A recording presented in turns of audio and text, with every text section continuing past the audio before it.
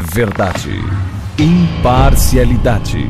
Começa agora o programa A Hora da Verdade. A apresentação Carlos Frederico Gomes.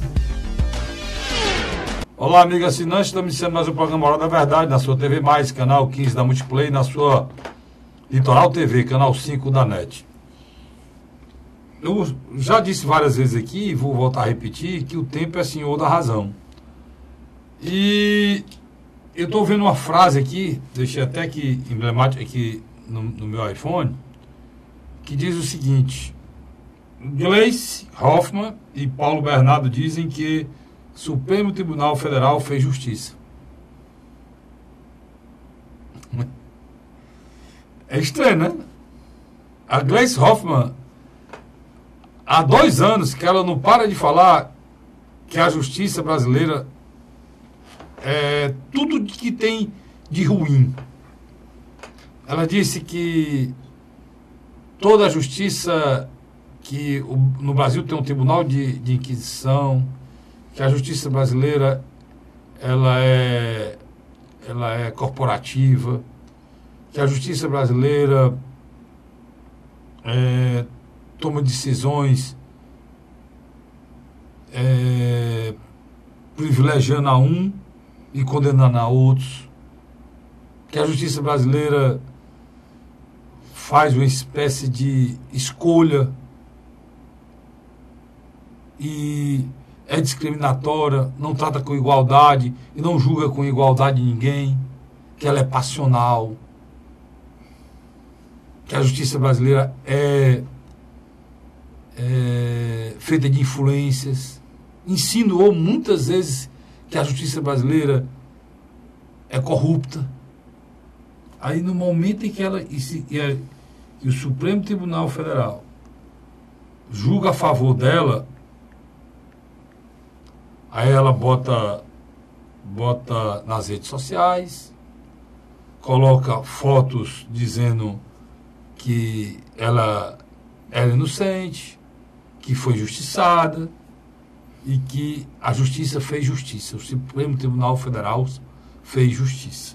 Agora presta. A mesma pessoa que disse que o Lula não é para estar preso, que o primeiro julgamento foi errado, que o segundo foi errado, que a condenação não existe, que a justiça brasileira não presta, agora diz porque o Supremo Tribunal condenou ela por Caixa 2, mas não condenou por corrupção. Agora o tribunal é correto, a justiça brasileira é boa e funciona bem. É esse país que nós estamos vivendo. Ninguém tem a humildade de aceitar uma condenação da justiça ou dizer que uma condenação da justiça é real, porque foi em cima de indício, prova, um juiz, 2 juízes, 3 juízes. Não, ninguém.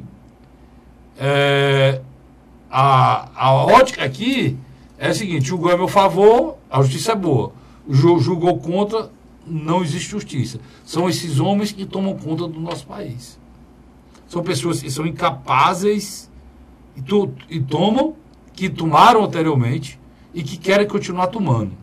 São incapazes, eles são maiores do que o país, são maiores do que nossas leis, eles são maiores. A arrogância, a prepotência desses homens e mulheres, no caso da dona Gleisi Hoffmann, a arrogância, a prepotência deles é maior do que a justiça, o Estado Democrático de Direito, o arcabouço jurídico brasileiro como um todo, da primeira instância até a última instância, que é o Supremo Tribunal Federal. É por isso que eu digo que o tempo é senhor da razão, porque o tempo mostra como eles são, como essas pessoas são antagônicas, como essas pessoas são dúbias no que falam, no que dizem, né? Por exemplo, agora criou a expectativa que dia 26, por conta da decisão dela, recebeu um telegrama do Lula, já o Lula, que essa mesma turma no dia 26 solta o Lula. E eu não acredito que seja mentira, não. Eu acho que é verdade. Dia 26 nós estamos em plena Copa, as pessoas estão interessadas na Copa do Mundo, acompanhando a Copa do Mundo, toma decisão, solta o Lula dia 26. Não acredito que não seja verdade, não. Quem está julgando não é o pleno do Supremo, né? Ele tá julgando a segunda turma, e as decisões lá onde tem Gilmar Mendes, Lewandowski e Dias Toffoli. A decisão já é de se esperar. E eu acho, o Luiz está aqui comigo, já chamando o Luiz para conversa, que tem um movimento aí a nível nacional, né, Luiz? A Lava Jato, você notou que ela está esfriando? Mas não sei se estou antes de enganado. tudo, eu quero pedir desculpa que eu acabei respondendo aqui mecanicamente. Não teve coisa, não. É ele chamar para conversa mesmo. Decisão... Eu não sei se, só para você pegar, eu não sei se você vem notando, e eu venho notando isso, que hoje houve um arrefecimento, assim, um esfriamento dos processos da Lava Jato. Não sei se acabaram ou se vão continuar. E esse processo que foi julgado ontem no Supremo Tribunal Federal é o segundo processo daquela relação que a gente falou. O primeiro foi aquele deputado, né? Eu acho que é do Paraná também, né? E o segundo foi ela aqui. O deputado do Paraná foi condenado, foi destruído do Paraná. E ela aqui foi inocentada de qualquer crime de corrupção, vai responder para o Caixa 2 que não é nada. Caixa 2, eu acho que nem vai tornar ela inelegível. O Caixa 2 nem isso faz. Né? Ela recebeu 250 mil que ela não... Não, em 4 vezes, né? Não, estou dizendo, nem, quer dizer, mesmo que ela tenha sido absolvida, o Edson Fachin pediu a condenação dela por Caixa 2 em função dela ter recebido 250 mil e não ter prestado contas. Mas não é nada, Luiz. Caixa 2 não é nada. Celso Mello ainda acompanhou ele e tal. A Procuradora-Geral da República, Raquel Dodge, tem sido uma pessoa eficiente, tem dado seus pareceres, muito técnico. O que está acontecendo? Quando você pega a primeira e segunda instância, tem se demonstrado eficiente. Tanto, você pega a figura do juiz Moura e sua equipe, até o Bretas, do Rio de Janeiro, apesar de que eu concordo com você que ele é muito exibicionista. Além de ser, só concordando com você, além de ser exibicionista, ele tem um problema sério. Ele não pode cobrar ética nem nada de ninguém, porque ele teve a coragem de receber auxílio moradia, ele e, para completar, a mulher dele. Aquilo ali tira uma das coisas que dá credencial dele. Uma das coisas que dá credibilidade ao Ciro, sabe o que é ter recusado 2 aposentadorias. Dá ao Ciro uma credibilidade maior do que um juiz desse. Um juiz desse requereu, cara. Ele requereu auxílio moradia dele e da mulher. Só para o telespectador... Que é o Bretas, né? Do Rio de Janeiro. Ficar atento quando você fala isso. O Ciro Gomes, antes dos 40 anos, assumiu a Prefeitura de Fortaleza. Naquele tempo aposentava. Tanto você se aposentava como prefeito, se você passasse uma época da Câmara, automaticamente você também já recebia uma previdência da Câmara. Era outra época, final dos anos 80, começo dos anos 90. Quando o Ciro deixou o governo estadual, antes do meio do ano de 94, ele também tinha direito. Ele passou 3 anos e 6 meses, saiu 6 meses antes. Então, o que acontece? Ele abriu mão. Hoje, eu acho que mais de 30 mil reais. Hoje ele ganhava o equivalente que ganha um desembargador aí hoje. Com essas 2 aposentadorias. Então, eu concordo com você em número general. Já o Bretas não, mas continue isso, assim. Então, só para reiniciar. Na minha avaliação, quando você trabalha com a primeira e segunda instância, as coisas vão rápido. Mas o Supremo tem demonstrado uma letargia e está contagiando negativamente agora, a população. Luiz, agora deixa eu te fazer uma pergunta. É interessante essa história dela agora elogiar a justiça, né? Eu voto a favor dela, né? A Gleice. É que a opinião da Gleice Hoffmann hoje não, mas ela fala em nome do Partido dos Trabalhadores, né? E ela hoje diz que a justiça brasileira e o Supremo fez justiça. Eu acho que ela fala em nome do ex-presidente Luiz Inácio Lula da Silva. Nem no Partido dos Trabalhadores ela fala. Mas o ex-presidente Luiz Inácio Lula da Silva é maior do que o PT, Luiz. Sem dúvida. Aí eu não entro no mérito, não. Mas se você arranja outro candidato do PT a nível nacional... Não tem. Agora, o que você faz com isso? Você cria... Homem de bem do PT tem. Tudo bem. Mas ele não tem influência na direção nacional do PT, né? Você cria um movimento em que as pessoas estão tão chateadas, tão chateadas, envergonhadas pelo papel que o judiciário agora tem cumprido, que você vai alimentando uma bola de neve que vai estourar em algum canto. E provavelmente vai estourar agora no período eleitoral. Vai estourar. se você me permite aqui bem rápido. Rio Grande do Sul, Paraná Pesquisa, Bolsonaro em primeiro lugar. Em Minas Gerais, o Instituto Local, Bolsonaro em primeiro lugar. Em São Paulo, na última quarta-feira, Paraná Pesquisa, com 2.000 pessoas, Bolsonaro em primeiro lugar. Rio de Janeiro, Bolsonaro disparado. Onde é que eu quero chegar? Você acha que há 8 anos atrás, vamos botar 2010, uma candidatura como o Bolsonaro teria ressonância? Não. A gente pode até, já que você está falando do Bolsonaro... Não, você entendeu? Não... Entendi. Bora emendar a falar sobre isso mesmo, Luiz, porque tem algumas coisas e são interessantes. É o voto de protesto e de descontentamento. Pois é. Esse voto do Bolsonaro, ele tem uma coisa por trás que é muito do que os governos petistas fizeram. Sem dúvida. Entendeu? Então, o Bolsonaro, ele foi inflado e ele cresceu, a massa dele cresceu, batida pela alopragem, vou usar a palavra dele mesmo, do PT em relação a muitas coisas. Aí, só para completar seu raciocínio, usando seu termo, Michel Temer, junto com o PSDB Geraldo Alckmin, ajudaram mais ainda. Terminou de botar fermento nessa massa do Bolsonaro. As pessoas estão procurando entender qual o motivo que o Bolsonaro cresce. Nós vamos tentar explicar no primeiro bloco aqui.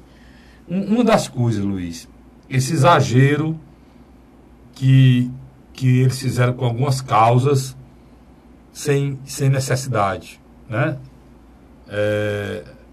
Aquela coisa de gênero, não é o nome? De gênero, o kit. Não, a questão do livro. Não, a questão nas escolas. Nas escolas que eu perdi o ideologia de gênero. Ideologia de gênero. A questão do estatuto da criança e do adolescente que não foi revisada. Não, e vários outros. A violência. Vários outros fatores que a esquerda. Perdeu o bonde da história. Não, exagera, defende bandido contra cidadão. A questão do desarmamento. A questão do desarmamento. Que você desarma um cidadão enquanto o marginal porta arma e aterroriza a sociedade. Por aí vai, tem muita coisa. Então, eles exageraram, né? Exageraram em várias coisas. E subestimaram o Bolsonaro. Ao ponto, essas coisas que não dá para entender. Você defender no teatro um cara nu, uma criança pegando são coisas que a gente não consegue entender. Não consegue entender, tá certo? E eu fico pensando, Luiz, aonde isso iria parar em relação à família, né? Porque várias coisas que foram ditas e foram feitas... Houve uma onda conservadora de resposta. Pois é. E muitas coisas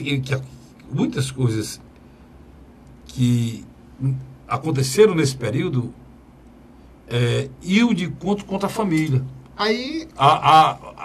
Esse movimento que se criou para criminalizar a família, a desconstrução simbólica da família. A desconstrução do processo...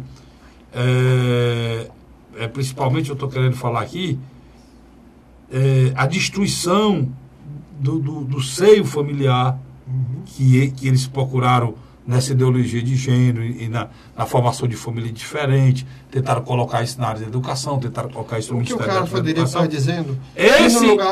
Esse fermento foi que fez com que Bolsonaro existisse. O que você quer dizer?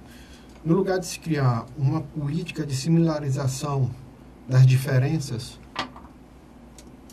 houve o inverso, a tentativa de impor uma nova família, um novo discurso de gênero, em detrimento do antigo. Só que, quando a gente coloca a palavra antigo, nós sabemos que, em sua grande maioria, a população brasileira é conservadora. Lógico que aqui a gente não defende que você saia predejando homossexuais. Ninguém aqui está... Ninguém nem está tomando parte. Nós estamos só avaliando aqui. Mas você está compreendendo? Nós estamos avaliando aqui porque é que o Bolsonaro cresceu. Aí você coloca junto a isso aí, um estado de violência exacerbada, extremada, em que o cidadão brasileiro não pode mais ir ao supermercado. A nova moda agora é quando as pessoas estão saindo do supermercado são assaltadas. E os restaurantes? Os restaurantes aqui em Fortaleza estão sendo assaltados. Então, o brasileiro está ficando numa situação... Sociedade terror. Que todos os valores dele estão sendo atacados, e inclusive a propriedade privada e a condição dele de viver. Então, isso retira do cidadão brasileiro qualquer tipo de bem-estar. E gerou-se uma revolta, e teve uma pessoa que pegou todos esses elementos, essas frustrações, essa impotência diante de que o Estado não lhe defende e faz vista grossa em cima de tudo isso. Ele se colocou para ser presidente, para o Estado passar a defender essa classe média que está aqui oprimida e não fazer mais vista grossa, enfrentar isso aí. E o cara se propôs a isso ao Bolsonaro. Por isso que ele tem isso aí. Ele cresceu. Não está indo para debate, não está discutindo nada com ninguém, não diz como é que vai fazer, não sabe como é que vai fazer, não tem nem ideia como é que vai fazer, não fala de onde vai sair o dinheiro, não sabe como é que vai fazer, mas está dizendo que vai fazer. E as pessoas estão acreditando. Esse é o fato. Né? Posso botar no outro ângulo? Os outros presidenciáveis não conseguem se explicar e não conseguem sair da mermice. Ele tem um projeto. Representar essa turma que está insatisfeita e, de uma certa forma, é mais radical, e é radical mesmo. Mas que setores moderados estão também... Mas ele, na hora que ele ficar moderado, Luiz, ele perde esses votos radicais. Do programa anterior.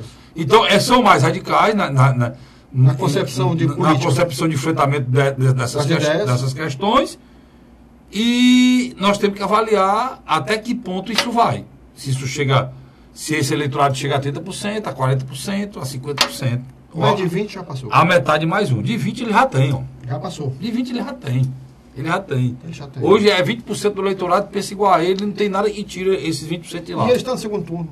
Eu acho que é difícil. Eu vou avaliar isso com você, eu vou rápido intervalo, volto já, para a gente avaliar o Bolsonaro, o Ciro. Tem muita coisa para falar do Ciro, agora no segundo bloco, porque essa semana foi uma semana de muito crescimento para ele, inclusive de crescimento de outros partidos indo atrás, e ao mesmo tempo de muita confusão envolvendo o nome dele. Atípica. Foi as duas coisas. Ele cresceu e ao mesmo tempo houve uma reação nacional a esse crescimento. Armaram a Zarapuca, ele foi. Principalmente a imprensa do Sul. Armaram a Zarapuca, ele foi. E ele pode ter transformado o crescimento em rabo de cavalo. O crescimento pode ter sido para baixo. Você explica depois. Eu vou explicar por quê. Sai daí não, eu volto já. Um instante só. A Hora da Verdade.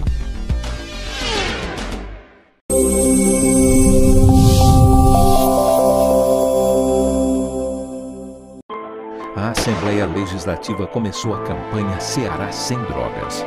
A discussão vai ser levada para todo o estado, prevenindo a população e buscando soluções para resolver o problema. Participe da campanha.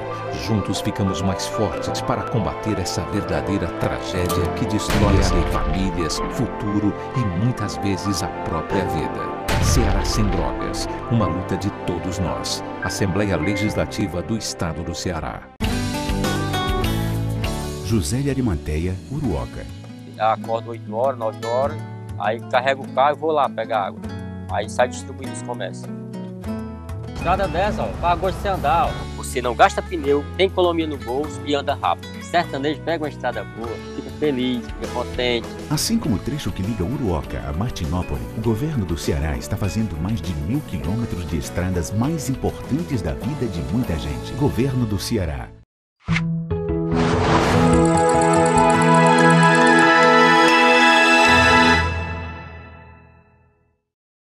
A Hora da Verdade.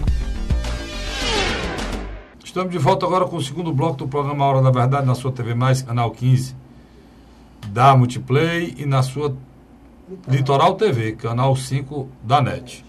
Luiz, a gente ficou de falar sobre só para que a gente possa entender, no primeiro bloco a gente passou aqui rapidamente, o que criou a figura do Bolsonaro foi exageros da esquerda, exageros feitos sem necessidade,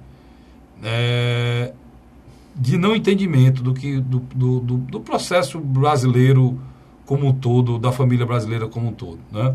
A gente tem algumas tradições familiares e são passadas de pai para filho. A esquerda não entendeu isso, pega um modelo imposto da Europa de cima para baixo e quer implementar aqui.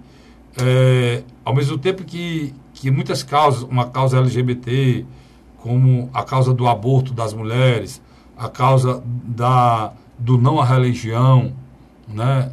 A causa de... O Estatuto do Menor do Estatuto do Menor e do Adolescente não ser revisado, várias causas que poderiam dariam tranquilo para se procurar um denominador comum. Entendi. Por exemplo, eu e o Luiz, nós somos praticamente intransigentes no respeito à escolha de qualquer tipo de pensamento sexual, cada um que tenha. Justamente isso. Você tem a obrigação de respeitar o outro em relação à diferença, seja o que ele for. Porque existe um Estado laico que protege... Não, eu estou falando em relação... Não estou falando nem religião, não. Estou falando em relação à opção sexual de cada um. Cada um tem a opção sexual. Agora, do mesmo jeito que a gente tem que respeitar a opção sexual diferente daquele que é gays, lésbicos, ou tem várias outras denominações aí, do mesmo jeito você tem que respeitar a pessoa que é heterossexual. Eu contei um caso aqui, emblemático aqui, um dia desse houve um caso numa praia aqui em Fortaleza, em que um casal heterossexual estavam se acariciando na praia. E houve uma repulsa da população. E o casal é heterossexual. E deu até briga, confusão, foi para todo mundo na cadeia. Os membros são até da Guarda Municipal. Todos dois, o casal, a mulher e o homem da Guarda Municipal. Se fosse um casal homossexual, ia dizer que era homofobia. Isso não é homofobia. Isso é um respeito das pessoas que estão lá e não aceitam que aquela atitude seja tomada na praia ao fim do meu dia. Então eu estou dando esse exemplo por quê? Porque se exagerou dentro desse processo, e homofobia existe.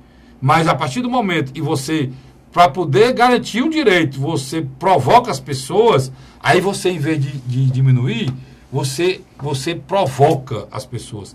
Você faz uma ação que estabelece uma reação. Qual é a reação? A reação, uma delas é o Bolsonaro. Uma delas é o Bolsonaro. Aí às vezes, a gente, em vez de procurar uma solução para um problema comum que agrade as duas partes, nós vamos criar uma solução agora exacerbada, e aí eu tenho medo, porque pode ser uma reação muito pior e a sociedade não merecia. Mas é hoje sendo potencializada pela candidatura do Jair Bolsonaro. Não é, Luiz? Mais ou menos isso? Eu acho que sim. Acho que você sintetizou o que eu também penso em relação a isso. Mesma coisa em relação à religião. Sem dúvida. Que as pessoas se zangam, né, Luiz, com um crucifixo que tem no parlamento, e aquilo ofende eles. Eles não entendem que aquilo está lá há não sei quantos anos, que é necessário que seja respeitado. Né? Mas alguns analistas políticos e membros da imprensa não compreenderam uma coisa. Eu acho que a candidatura de Jair Messias Bolsonaro se concretizou. Ela tem uma base sólida. Ela só não tem mais penetração na região Nordeste e Norte, que eu acho que ainda tem uma influência muito forte da figura do ex-presidente Luiz Inácio Lula da Silva.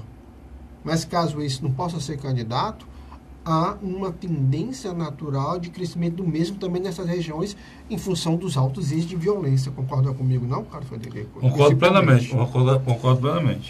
Agora, sem dúvida, nós falamos no primeiro bloco, Ciro Gomes, na minha avaliação, é a candidatura presidencial mais ao centro, que poderia atrair tanto o eleitor de centro-direita como de centro-esquerda.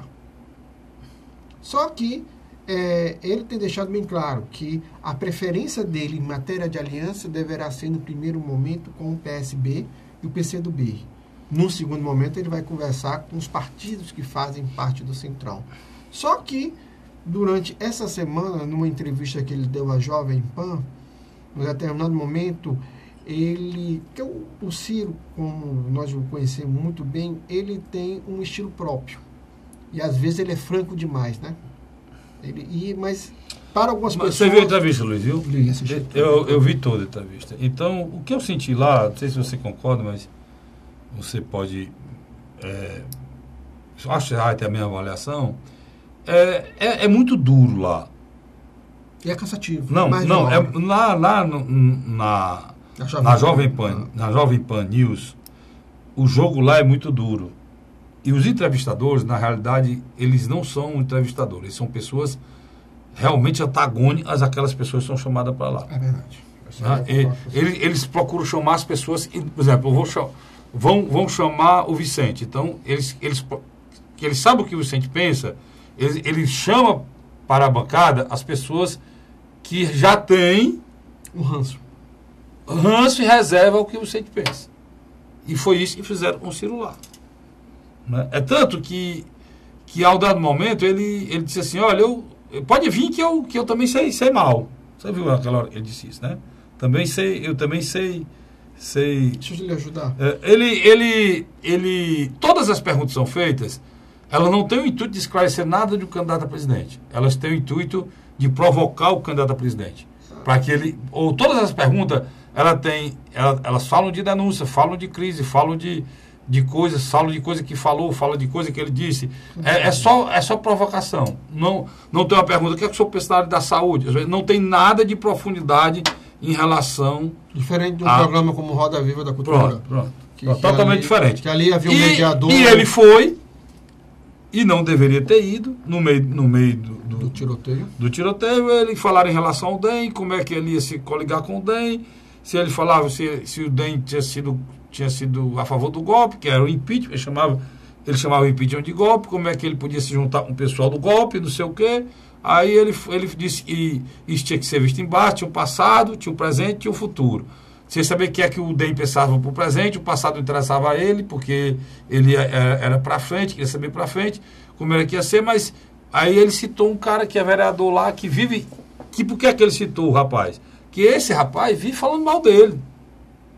É vereador lá de São Paulo e é do movimento... Fernando Holliday. Ele é aquele movimento... MBL. É do MBL.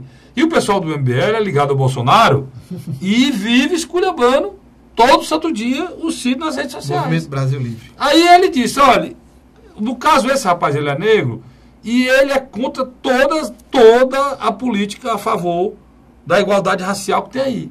Em vez de ser a favor da política da igualdade racial dos negros, ele é contra toda a política que tem aí. Ele é contra cota, né? Ele é contra tudo, entendeu? Então, o Ciro citou uma figura histórica que existia. Deixa eu só lhe dar um detalhe. A figura histórica existia no tempo da escravidão, que era o Capitão do Mato. O Capitão do Mato geralmente era um negro de confiança do dono dos escravos. Mulato, né? Que ele sabia tudo sobre os negros, que era o capataz e servia ao dono dos negros. Quando o negro fugia, ele que ia atrás. Ele ia atrás. Então ele servia, apesar de ser negro, ele ajudava o branco a manter a própria comunidade dele na escravidão. Muitas vezes ele trazia irmãos deles negros debaixo do chicote, acorrentado, de volta para a fazenda. E o Ciro chamou esse rapaz de Capitãozinho do Mato, moderno. E muitos dele, às vezes, era filho do fazendeiro. Então era um cara mestiço. E aí estão querendo dizer que ele foi racista. Eu não vejo nada de racista nisso. Né? Ele colocou historicamente nada de racista. Ele está dizendo, pelo contrário, ele está dizendo que o cara, em vez de defender a igualdade entre os negros, o cara é a favor de quem oprime os negros. Não tem nada de racismo. Aí a própria Jovem Pan colocou por esse lado, né, Luiz? Tentando botar isso aí, mas porque qualquer coisa que ele diga sempre vai dar ibope. Ele está respondendo uma pergunta sobre questão tributária e financeira e tributária. Antes dele responder, as pessoas interrompem. Quando termina de responder que ele não responde, a pessoa diz, mas o senhor não diz como. Como é que ele ia dizer como, se ele estava dizendo interromperam? Então, na realidade, lá, o que eu senti era uma mesa pronta, uma caixa de banana para pegá-lo. E ele, no meio da confusão, falou Capitão do Mato e foi a semana toda de desgaste. né? Na segunda-feira. E foi segunda, e foi terça, e quarta, só nesse assunto, só o que tem aí falando disso, Ciro racista, esse Holiday já falou, outro já falou, outros falam, aí sai uma trupe, uma verdadeira trupe né, nessa discussão. Por quê? Porque eles foram inteligentes, o Ciro precisa entender que ele está no jogo bruto, ou sai da política. Né? Outro episódio, Luiz, ele foi para o encontro dos prefeitos de Minas Gerais. Minas Gerais tem mais de 800 municípios, então era um auditório lotado, e era muita gente para debater, e fizeram a pergunta a ele sobre economia, sobre a área tributária, de novo, a economia, e no meio da pergunta ele interromperam, ele não podia mais falar, que só era 5 minutos, e aí o cara fez outra pergunta, de novo, na mesma área. Aí ele disse, olha, como é que você me interrompe, disse que eu não posso falar, e faz a minha pergunta na mesma hora, você deixa eu terminar. E aí, mas zangado, e criticou o formato do coisa. Teve gente que vaiou, aí o rapaz, ele disse, eu estou aqui como convidado. Aí ele falou lá que queria restaurar a autoridade do país, o país não tinha autoridade, sentou lá de novo. Aí o rapaz disse, só tem mais 5 minutos para responder a pergunta, e tem mais 3 minutos para responder a outra pergunta, e mais 5 minutos as suas considerações finais. Aí ele disse, pois então, muito obrigado, até logo. Aí quando ele disse, muito obrigado, até logo, ele não quis mais falar, disse, muito obrigado, até logo, foi embora, e foi vaiado lá, né, Luiz? Também. E isso também está sendo passado em todo o Brasil, como, no caso, ele zangado, tomou essa atitude zangada e saiu. Então, o que é que eu acho? Para passar a bola para o Luiz, eu acho que ele precisa ter serenidade, porque lá na discussão ele viu que tinha uma torcida grande do Bolsonaro, e a vaia estava pronta e armada, e ele precisa armar o povo dele. Se ele está na disputa, se ele está num processo em que ele quer bater de frente e polarizar com o adversário, ele precisa ter as mesmas armas. Se ele vai para o Congresso dele, ele precisa, o pessoal do PDT que vota nele precisa estar lá. Para na hora que vai de um lado, apagar do outro. Aí isso é neutralizado. E ele ficaria mais solto e não poderia, e não se zangaria. Não, ele entrou na provocação, na casca de banana, botaram nele mais uma vez, e perdeu. E perdeu muito. Quais são as duas grandes forças lá? Fernando Pimentel e o grupo da Anastasia, PT e PSDB. Eles não perderam oportunidade, né? Aí se juntaram com o pessoal do Bolsonaro. Vai. E se juntaram com o pessoal do Bolsonaro. Eu quero colaborar com esse seu pensamento. Em 2002, o presidenciável José Serra contratou um psicólogo para estudar todos os movimentos, toda a fala de Ciro Gomes e tentar encontrar alguma falha. E notaram que, em determinados momentos, as respostas do Ciro Gomes são agressivas à opinião pública.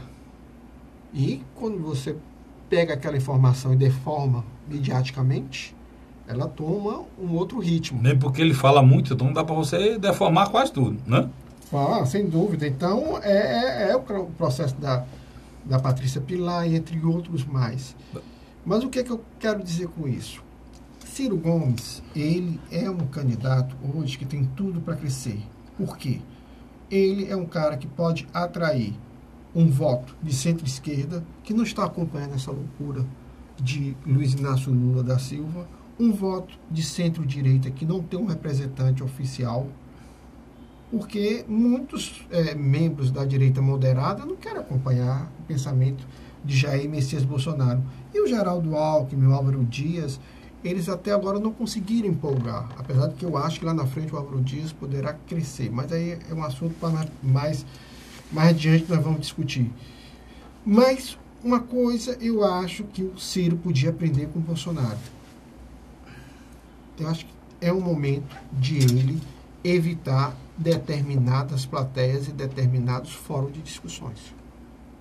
Coisa que o Bolsonaro está fazendo com muita maestria. O Bolsonaro tem um pavio curto igual dele, mas está evitando. Como você está dizendo.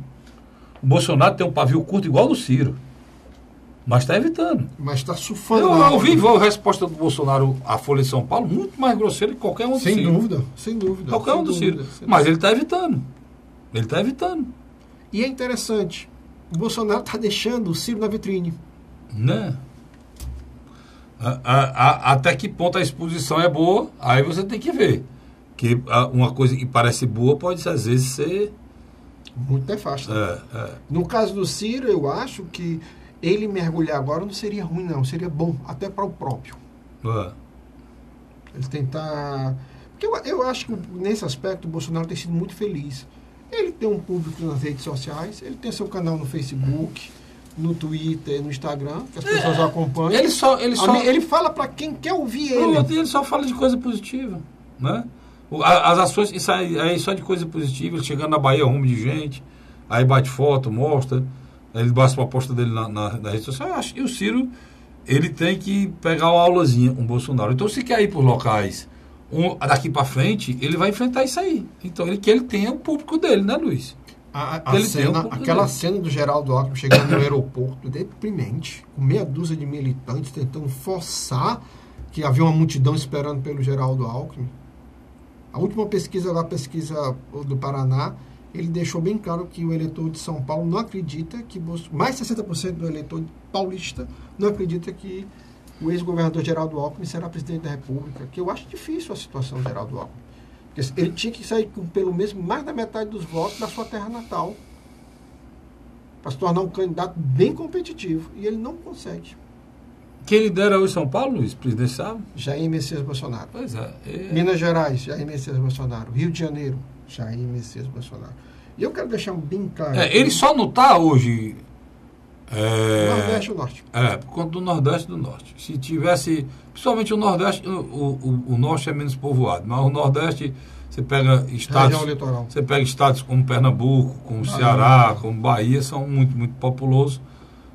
E tem um eleitorado, somando, dá um eleitorado razoável, e esse eleitorado dá a maioria hoje ao ex-presidente Lula, né? Sem dúvida. Mas se não fosse isso, a situação era quase irreversível a gente dizer que o Bolsonaro não já está no segundo turno, né? Mas eu, pessoalmente, tenho afirmado em algumas entrevistas que eu tenho dado, não só aqui, mas em outros programas, e também escrito, eu, pessoalmente, Carlos Frederico, não tenho medo de errar. E se eu errar, você pode me chamar a atenção lá na frente. Eu acho que dificilmente Jair Messias Bolsonaro estaria hoje fora do segundo turno. Mas eu tenho muita preocupação com fazer uma avaliação agora, Luiz. Também acho que você, a preço de hoje, também penso igualzinho a você, e facilita você, a preço de hoje. Mas nós estamos em pré-campanha, né? A campanha não começou ainda, tem a questão midiática da televisão, dos programas de televisão, que as pessoas crescem muito durante esse programa, e tem coisas que acontecem do dia para a noite, como essa do Ciro, por exemplo. O Ciro estava numa situação tão boa, o DEM estava procurando ele, o PCdoB procurando ele, o PSDB quase certo de fechar com ele. O Partido Progressista procurando ele. E o Partido Progressista. De uma hora para outra, ele tem um problema com o DEM, agora está tentando contornar, ele teve com a ACM Neto e... Prefeito de Salvador e presidente nacional. A frase qual foi, Luiz? Eles disseram aí que não existe incompatibilidade ideológica. E eu acho também que o ACM Neto é um cara do DEM, mas é um cara moderno, né? Uma política moderna. E é um grande prefeito, respeitadíssimo lá em Salvador. Né? Só que tem um problema, ele priorizou junto com o CID, e o CID está fazendo contato lá com o PSB, priorizou primeiro o PSB, né? Que é o partido do interesse maior do seu e que é o partido do seu arco de aliança, que ele deseja, né? Ou seja, que é um partido mais à esquerda. PDT, PCdoB e PSB são partidos irmãos com ideologia parecida, né, Luiz? E o Ciro foi do PSB por muitos anos. Não, muitos anos, comandou o PSB aqui. Então ele tem essa e provavelmente mesmo na época de Eduardo Campos eles conviveram muito bem. Aí depois houve problemas de egos, porque duas grandes lideranças num único partido sempre há confronto, né? E o Eduardo Campos tinha o controle cartorial do partido, como hoje a família Campos tem. Uhum. Mas a gente vai para o terceiro bloco, Carlos, mas eu acredito que o fenômeno Ciro Gomes a nível nacional, na qual ele está nesse momento em crescimento, talvez influencie também as eleições estaduais, favorável mais ainda a Camilo Santana. Tá certo. Nós vamos para o rápido intervalo, a gente volta já com o terceiro e último bloco do programa A Hora da Verdade. A Hora da Verdade.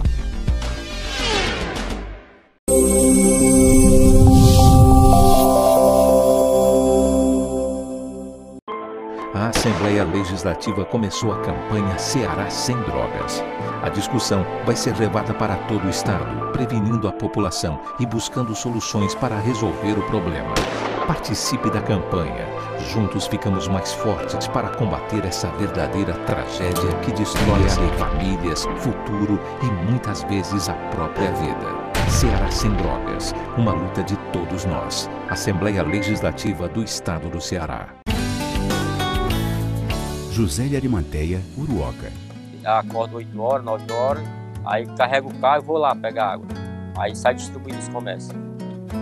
Estrada dessa, ó, para gosto de você andar, ó. Você não gasta pneu, tem economia no bolso e anda rápido. Sertanejo pega uma estrada boa, fica feliz, fica contente. Assim como o trecho que liga Uruoca a Martinópole, o governo do Ceará está fazendo mais de 1.000 quilômetros de estradas mais importantes da vida de muita gente. Governo do Ceará.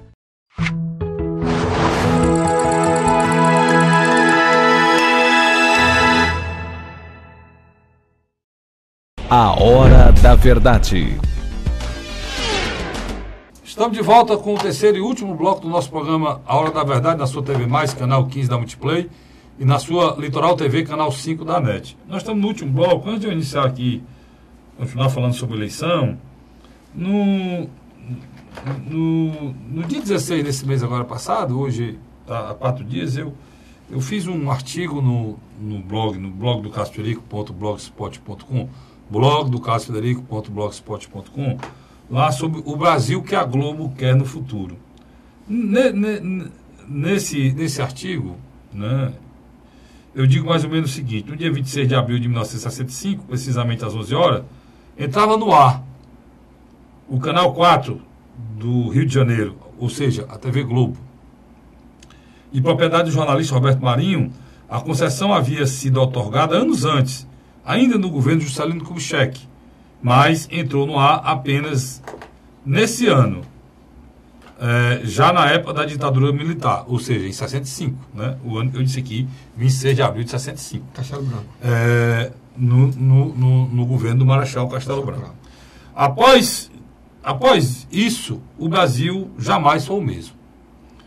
E, imediatamente, a Nova TV apoiou o golpe militar e articulou para que o Marechal Castelo Branco e os militares continuassem no poder por décadas, como de fato aconteceu. Depois de muita luta, o Brasil finalmente volta a ter eleição direta para presidente, que elegeu Collor de Mello. Collor de Mello, candidato que foi inventado, eleito e retirado pela Rede Globo de televisão. Nos governos FHC, Lula e Dilma, a Rede Globo continuou dando as cartas e mandando no país. Por incrível que pareça, o asqueroso Michel Temer foi o único presidente em 53 anos a bater de frente com a poderosa Rede Globo. E ainda permanece no poder. Mas só permanece no poder porque o mandato é curto e já está se acabando, não vai dar tempo a Globo tirar, senão ela tiraria com certeza. Diante dessa história de domínio do nosso país, a poderosa Rede Globo está conspirando diuturnamente para voltar ao poder. Para isso, criminalizou a política, transformando toda a classe política em bandidos. E os pré-candidatos independentes dela, da Rede Globo, e do mercado financeiro que ela representa, como Bolsonaro e Ciro, estão sendo também destruídos. Até mesmo as Forças Armadas, a única instituição que a população confia, vem sendo duramente atacada e caluniada pela Rede Globo de televisão. O Brasil que a Globo quer para o futuro está sendo construído com calúnias, conspirações, vazamentos ilegais. Tudo que puder ser feito será feito pela família Marinho, que anseia voltar ao poder. Assim, o Brasil virá a ser, de novo, da Rede Globo de televisão. É este o Brasil que ela quer para o futuro. Tá aqui, o que eu estou falando aqui, Luiz, é um contexto histórico do que aconteceu no Brasil, vem acontecendo todos esses anos. Cabia aí também, né, nesse artigo que eu fiz, falar que uma das pessoas que brigou para que o Brasil tivesse uma independência dessa manipulação, foi Brizola, né? Gaúcho lutou muito por isso. E eu falo isso aí, teve gente que não entendeu, que acha que a gente é da imprensa, não devia atacar a imprensa. Eu não estou atacando a imprensa, não. Eu estou relatando um fato histórico. Mas a autocrítica é necessária. A autocrítica é necessária. O que é que acontece hoje? É aquilo que você coloca muito bem nos seus programas de rádio, que eu sempre assisto de manhã. A Hora da Verdade, de 9 às 10 horas. Na Rádio Cidade AM, 860. Você coloca uma coisa muito interessante. A partir do momento que você tem um cartel na área de comunicação no Brasil, onde 5 famílias controlam todos os veículos televisivos, praticamente. E toda a verba que tem, inclusive institucional, para isso. Toda. 90%. 90%. Fica tudo na mão deles. Por isso que são bilionários aí. São bilionários. E você coloca uma coisa muito interessante. Você tem discutido muito das fake news. Você coloca isso muito sabiamente. Discutir muito das fake news que são produzidas por pessoas que querem prejudicar os outros. Mas você também coloca algo que me chamou a atenção. As fake news produzidas por esses próprios canais. Pois é. Que se tornam verdade. Se tornam verdade. Deixa eu te dar um exemplo claro do que eu estava falando aí, Luiz. É importante a gente falar. Por exemplo, aquela história que você está falando, só vou exemplificar o que você está falando. Aquela história que saiu sobre o Exército, como se fosse uma coisa nova, aqueles artigos que foi publicado no Jornal Nacional agora semana retrasada, aquilo ali é de 2015. E aquilo foi divulgado pelos Estados Unidos em 2015, foi requentado, porque tem esse movimento que a gente falou aqui, a favor das Forças Armadas, a favor do Bolsonaro, que é ligado, o Bolsonaro tem uma ligação com o Bolsonaro militar, né, tem uma ligação com os militares. É interessante, então, é um subgrupo do grupo do Bolsonaro que ganhou voz e força nos últimos meses. Então o que acontece? As Forças Armadas é uma instituição que o povo ainda confia no Brasil. É uma das poucas instituições que o povo confia. E o Bolsonaro é ligado à instituição. Então a Globo está destruindo as Forças Armadas, para também destruir junto o Bolsonaro, que não é o candidato alinhado com o que ela pensa. Isso é normal em democracia? Não. Por quê? Porque a Globo tem 100 milhões de espectadores. As pessoas, e a confiança dela que ela consegue fazer isso, é porque boa parte desses eleitores, ou desses espectadores, que também são eleitores, eles não têm capacidade de entendimento. E a Globo sabe disso. Pra você ter ideia, eu já vi pessoas verem o seu candidato sendo passar na televisão como corrupto, falando, denunciando como corrupção, e o cara diz, o meu deputado saiu na televisão. O deputado, ela está feliz, o deputado dela está saindo na televisão, mas o deputado está saindo na televisão de maneira devastadora, porque ele era um corrupto. E ela pensando que o deputado dela era importante, está saindo na televisão. E a Globo sabe disso e usa isso muito bem. E quando a gente fala aqui que a Rede Globo vai fazer isso, aí tem gente que é antipetista, né, e já disse que a gente está com o mesmo discurso do PT, não tem nada a ver o discurso da gente com o PT. A história da Globo é uma história de manipulação da política brasileira há 53 anos. Elogio. Se hoje o PT está dizendo isso, mas bem pouco atrás o PT estava aliado com ela. É que ela passava os recursos. O governo federal estava aliado com ela. O Lula foi reeleito e reeleito junto com a Globo com ele. Né? Agora, do momento que a Globo se descolou, começou o desastre. Entendeu? Então, é necessário que daí a pessoa diz, não, você está com o discurso... Teve um colega meu assim, o seu discurso... Só lhe interrompendo aqui, para as pessoas compreender. Quando a gente fala Globo, não é só a Globo sozinha, não. Porque quando a Globo constrói um discurso, quase sempre o SBT reproduz, a Record reproduz, a Rede TV reproduz. Sendo bem claro, foi uma discussão que o Ciro puxou lá no dia da Jovem Pan, que o domínio do Brasil é feito por um mercado de especulativo internacional, junto com os meios de comunicação, que estão levando esse país à situação que ele está vivendo. Hoje, o Brasil, metade do que o Brasil produz é para pagar, pedir dinheiro para fora. Eles querem que continue assim. Isso é absurdo, né, cara? Por isso que eles insistem tanto na reforma da Previdência, porque a reforma da Previdência é uma ameaça a esses 50%. Porque vai aumentar e vão ter que mandar menos. Por isso que eles insistem na reforma da Previdência. Porque, na realidade, se você tira 50%, como o Ciro disse, muito bem dito, e aí eu quero respeitar e elogiar e parabenizar o Ciro por isso. É o único candidato que está falando isso. Se você tem 100% de recurso, né? Vou ficar mais fácil, você tem R$1 trilhão. 1 trilhão. e você pega 500 bilhões e manda para o estrangeiro, vai sobrar 500 bilhões para o país. Não. 30 bilhões fica com a previdência privada, com a previdência do país. Desses 30 bilhões, a metade dele vai para os que ganham muito na previdência privada. Juízes, embargadores, por aí. Então, mas vai 30%. Sabe quanto é que sobra para saúde, educação, transporte, energia, cultura, estrada? 200 bilhões, ou seja, 20% de todo o imposto que a população brasileira pagou. É o que retorna para ela, e aqui ainda tem que sair o roubo. Ainda tem que sair a corrupção desses 20 bilhões. Então isso tem que mudar. Total. Tem que mudar, porque nós temos 320 bilhões aplicados lá fora, Luiz, a 0%. Sem ser vendido. E pagando 14% que a gente pagava do juro desses 500 bilhões da dívida. Tem que se comprar, pegar esse dinheiro lá, comprar uma parte dessa dívida, dar um refresco ao país, comprando um pouco dessa dívida, que vai vencer quase toda agora, no final de 2019. Essa dívida vence 4 dias depois que o novo presidente da República tomar posse. Né? Foi até discutido isso nesse programa lá. Isso é um fato. E está aí o país nessa situação. Ninguém discute. E as televisões, como o Luiz colocou muito bem, até mesmo, Luiz, até o mesmo entrevistado, né? O mesmo cara que é entrevistado por um é entrevistado por todas. É o mesmo cara que um dia desse dizia que o Pedro Parente era o grande salvador da Petrobras. Pronto, você viu alguma empresa falar mal do Pedro Parente? Você sabe onde é que o Pedro Parente está agora? Não, ele tinha que ser beneficiado de alguma coisa. Ele está executivo da JIF, né? Exatamente. Ele é o presidente do grupo lá. Conselho. Do conselho. Ele foi alçado para um cargo, pelo serviço que fez. Porque, na grande realidade, Carlos Frederico, quando você vê o Geraldo Alckmin patinando, você vê Henrique Meirelles patinando, você vê Rodrigo Maia patinando, é outra coisa não.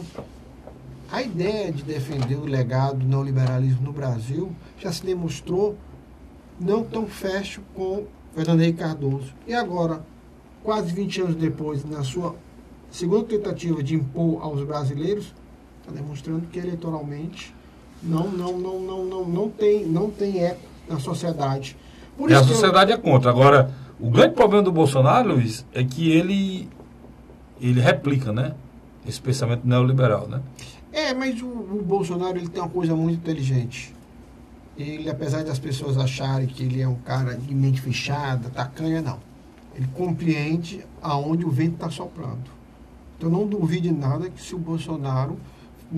Se ele tivesse esse entendimento em relação à exploração que fazem com o nosso país, isso para o nosso país, para você entender de uma maneira mais fácil, é um cidadão, pai de família, que ganha 10 mil reais por mês e está pagando... Só do cartão de crédito? Ele está gastando 7 mil reais de juros. Só do cartão de crédito. Pronto. Está sobrando 3 mil reais para comer. Ele paga 7 mil reais de juros. Cartão de crédito, cartão não sei de quê, empréstimo, ele paga 7 mil reais de juros. De juro. Sem pagar o principal. Essa é a situação do cidadão brasileiro. Isso um cara assumir um país em uma situação dessa e dizer que vai manter isso aqui. Eles mantêm por quê? Por que eles mantêm, Castilho? Eles mantêm porque você não pode dar calote nessa dívida. Essa dívida não é dívida externa, não é FMI, não. Essa dívida é das pessoas que compram papéis brasileiros e investir dinheiro aqui. Perfeito. Mas você tem que alongar essa dívida, bicho. Você tem que alongar essa dívida. Você não pode estar matando um povo para pagar uma dívida. Você tem que alongar a dívida, você vai pagar, agora não do jeito que vocês pensam. Primeiro, eles vão levar o juro para 14%, aí agora o juro está 6,5%, a taxa Selic, que é o ano. Mas era 14%. Quando você faz isso, você está beneficiando quem? Eles. Por que eles sobem os juros? Dizendo que estão combatendo a inflação aqui, eles estão dando dinheiro para os caras lá. Isso, Luiz, é criminoso, ninguém fala nada. Quem que faz isso? O presidente do Banco Central, junto com o secretário da Fazenda. Porque esse dinheiro que sai daqui, o pessoal fala em corrupção aqui de milhões, o quê? Aqui é corrupção de trilhões, né, Luiz? Não é de milhões. E é o seu dinheiro, o meu dinheiro que é arrecadado que vai para lá. Né? Então, isso são coisas que não se discute. Não nessa eleição vou discutir. E aí o Ciro está sendo atacado de forma cruel, porque está discutindo esse assunto. E eu disse para você que não disse para você? Eu disse para você. A desconstrução do Ciro. Você se lembra que eu disse para você? Eu disse, olha, quem for contra o Ciro está indo no caminho para perder a eleição. Eu, se fosse ele, tirava esse assunto da pauta, ia para a eleição, e quando chegasse lá, fazia. Você falou que o mercado financeiro, ele reage. Reage. Ele reage de maneira muito abrupta. É. E o Ciro está deixando mais também para que essa reação aconteça, né? Porque, de alguma maneira, o Ciro precisa compreender que qualquer ação dele, na fala, na gesticulação, ela vai ser ampliada. E ele não tem, parece que ele não tem capacidade de conter isso, né? Essa semana rapaz, eu fiquei impressionado como ele cresceu na semana anterior, né, Flávio? Sem dúvida. Semanas anteriores. Nas semanas anteriores, não foi essa semana, Luiz, e saiu não é o País, né? É o País. Não é o País, o principal jornal, um dos principais jornais da Europa, o principal jornal da Espanha, um dos principais jornais da Europa, disse, olha, Ciro é cobiçado pelo... Ele é o candidato de centro. De centro, cobiçado pela esquerda e pela direita. Por quê? É um cara que, querendo ou não, quem tem conhecimento real, né, no miúde, descendo mesmo para os problemas financeiros, os problemas econômicos desse país, porque foi secretário da Fazenda, a questão de conhecimento de um país como um todo, principalmente a região mais pobre, que é o Nordeste, a questão da educação, que ele tem um modelo pronto, que é o Ceará, a questão da saúde, foi secretário de saúde, conhece tudo da área de saúde, ele tem esse conhecimento, é ele. Ele sabe. Dos que tem é ele. Agora, infelizmente, né, nasceu para ser peixe. Boa colocação. É verdade. Está morrendo pela boca. Né? Carlos, eu acredito que no próximo programa a gente vai dar uma ênfase maior da questão estadual. Né? Eu acho que Luiz, eu queria fazer... As coisas já estão começando a se acomodar.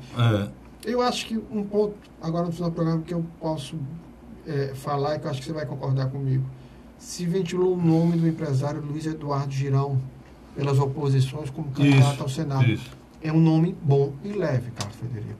Pode ser alguém que pode... eu não sei se ele vai ser eleito, mas ele pode... Seria o candidato competitivo. Seria o companheiro de chapa ao Senado do general. Do general. Aí teria mais um, né, Luiz? E aí seria o outro. Eu acho que há uma indefinição dentro do PSDB. Era o Luiz Pontes? O Tasso, que é o Luiz Pontes, mas eu acho que a base que é o ex-governador Wilson Alcântara. Antes de terminar, eu queria, você falou em fake news, eu queria mandar um abraço aqui e dizer que ficar solidário com o presidente Salmito. Sem dúvida.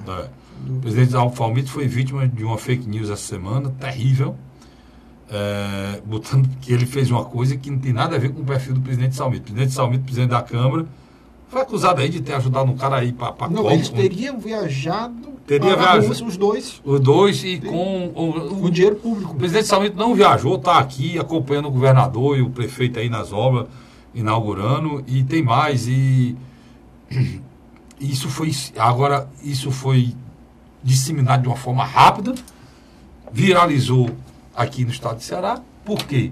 Por conta desse negócio que eu falei aqui para vocês, da desconstrução do político. Qualquer coisa que você fale no político, as pessoas não vão saber se é verdade ou mentira, não. As pessoas passam para frente. Por quê? Porque ninguém acredita mais em ninguém. E na hora que a gente disser que o político não presta, para que você quer eleição? Você vai ter que votar no político. E para que você quer eleição se o político não presta? Você tem que separar o joio do trigo. E não deixar que notícias como essa mentirosa prospere. Você vê uma coisa... Porque você pega... Eu vou dar um exemplo. O Salmito foi o cara que moralizou a Câmara depois de um processo terrível que ela teve lá com aquele vereador, naquele tempo. Aonde que foi para lá, desmoralizou a Câmara. Depois que ele assumiu, para moralizar, ele teve que tomar atitudes mais sérias ainda, drásticas, ao ponto de vários assessores de vereador não poder mais trabalhar na Câmara. Porque não tem... Para o cara ser funcionário da Câmara Municipal hoje, o cara tem que ser igual como vai para a empresa privada. Não pode ter processo, não pode ter sido preso, não pode ser o quê, não pode ter nada. Tem que ser uma pessoa idônea para ser funcionário, para trabalhar para o vereador. Entendeu? E muita gente ficou revoltada com isso e perdeu o emprego lá dentro. O vereador vai eleito, mas não pode acompanhar porque é um cara que tem a ficha suja. Não pode ter um perfil técnico. Tem que ter um perfil técnico. Então, o cara que fez isso é o cara que vai pegar... Quanto foi? Sei lá quanto era. E vai fazer o seguinte, não tem nada a ver, cara. Mas isso saiu como notícia, a pessoa publicaram com verdade. é esse tipo de coisa que a gente tem que combater. Pior, porque senão a gente não vai, né, Luiz? Chegar em lugar nenhum, cara. Agora o pior, cara, Frederico, é que muita gente de bem replicou essa notícia no WhatsApp. Isso que me chamou a atenção. Mas é gente que precisa ter responsabilidade que não tem. Eu recebi no meu. Eu recebi, que foi o que eu fiz. Tentei falar um salmito, não consegui. Aguardei, eu sei que notícia falsa logo respondido. No outro dia tinha a resposta dele, dizendo que estava aqui, não coisa nenhuma, e muita gente respondendo e tal. Mas o que acontece? As pessoas precisam ter responsabilidade. Esse programa aqui denuncia e fala muito de gente. Vocês já viram falar aqui. Tem sites aí, cara, que estão dizendo que fulano vai ser preso, que fulano foi preso, que fulano não sei o quê. O cara não tem nem processo, os caras estão dizendo que ele vai preso. Deixa eu só lhe responder uma e coisa tem aqui. pessoas, políticos nossos, que estão, Luiz, só para encerrar aqui, que estão sendo denunciados. Sai Jornal Nacional, a denúncia, sai o nome, o nome da pessoa, a foto do cara, e esses sites não botam uma linha. E outros sites não botam uma linha, que é isso. Vocês já viram aqui, eu aqui nesse programa, usando quem tem aqui, ô Luiz, deixar de omitir algum fato que aconteceu com algum político aqui? Quando... Nunca. Mas por quê? Porque a gente faz um jornalismo sério. A diferença é essa. Eu recebi 8 telefonemas, desses 8, 5 pessoas revoltadas contra o vereador Salmito Filho. E eu não fui para argumentação. Eu disse, pare, respire, meu amigo, vá no Instagram do Salmito e vá no Facebook dele e veja aonde ele estava. Aí, 3 me retornaram pedindo desculpa, para você ter razão. Tipo, quer dizer, você acaba entrando numa espiral, num processo de degrenir todos os políticos, e você coloca gente boa, gente que está trabalhando para transformar o país, transformar o município de Fortaleza, o estado, em algo melhor, junto com um bando de marginais. É isso aí. Isso aí. É isso aí. Luiz. Eu que agradeço. Valeu, irmão. Um abraço. Eu agradeço a você, assinante, pelo carinho e pela audiência. Eu volto na próxima semana, se Deus quiser.